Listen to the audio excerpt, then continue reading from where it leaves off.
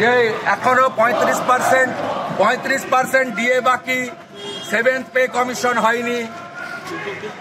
এটাতে 4%-এর জন্য যারা চামচারা লিখেছে তাদেরকে বলছি 35% সরকারি কর্মচারীর ডিএ বাকি, 35%। 7th পে কমিশন হয়নি, সব রাজ্যে হয়ে গেছে। কেন্দ্রীয় সরকার 8th পে কমিশন করেছে। পুলিশকে বলি রেশন বন্ধ হয়েছে, ইউনিফর্ম বন্ধ হয়েছে। এই চামচামি বেশি দিন চলবে না। 2021 সাল থেকে ওদের একটাই নাম ভজ, শুভেন্দু শুভেন্দু শুভেন্দু। 4 বার সাসপেন্ড করেছে, 8 মাস, আর 1 মাস নিলে 9 মাস হয়ে যাবে। আর এখন অব্দি 5টা প্রিভিলেজ এনেছে। এই ধরনের নিত্যকর্ম যেমন হয়, এটা হচ্ছে একটা ওয়ান টাইপ অফ নিত্যকর্ম তৃণমূলের।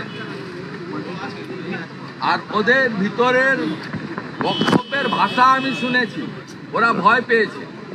ওরা হিন্দু আস্থা, হিন্দু দেবদেবীর সম্মান এবং হিন্দুত্বের যে আওয়াজ, এটাকে ভয় পেয়েছে। এ ডর মুঝে আচ্ছা লাগ रहा है।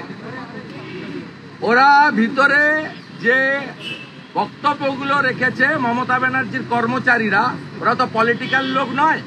দে all are servant of employees of Trinamool Congress. Trinamool Congress not at all a political party, it's a private limited family company. They all are employee. এই যে এমপ্লয়িগুলো ভিতরে যা বলেছে সবটা ওদের সরস্বতী পুজোকে কেন্দ্র করে আমাকে, অগ্নিমিত্রা পালকে, বঙ্কিম ঘোষকে, বিশ্বনাথ কারককে সাসপেন্ড করেছে। বাংলার হিন্দু জনগোষ্ঠী এটা ভালোভাবে নেয়নি, আতঙ্ক থেকে ভিতরে এইসব কথা বলেছে। সম্প্রীতির কথা। কি সম্প্রীতি? কেন হাইকোর্টে যেতে হয় সরস্বতী পুজোর জন্য? কেন শ্যামপুরে 5টা দুর্গা মায়ের মূর্তি ভাঙে? কেন বেলডাঙ্গায় 50টা মন্দির ভেঙেছে? আইসি জামাল ঘুষের টাকায় মন্দির রিপেয়ারিং করিয়েছে। কেন এগুলো হবে?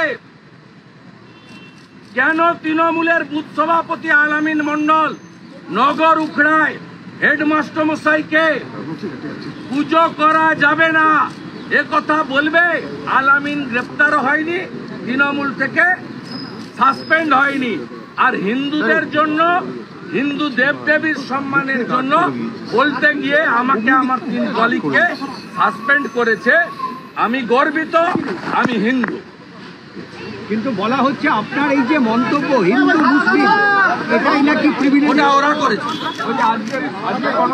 ওরা করেছে।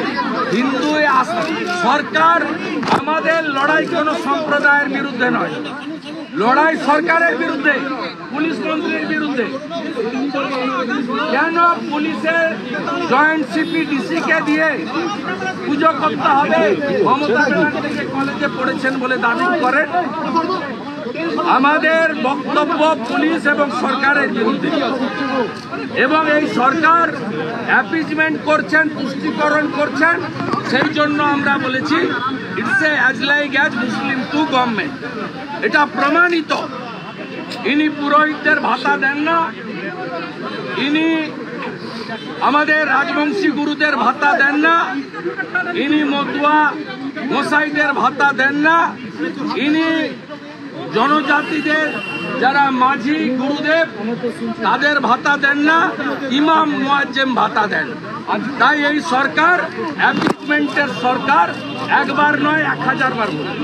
আমাদের ভিডিও ভালো লাগলে লাইক এবং শেয়ার করুন। কমেন্ট সেকশনে গিয়ে জানান আপনাদের মতামত। আরও ভিডিও পেতে আমাদের চ্যানেল সাবস্ক্রাইব করুন এবং প্রতি মুহূর্তে খবরের আপডেট পেতে প্রেস করুন বেল আইকন।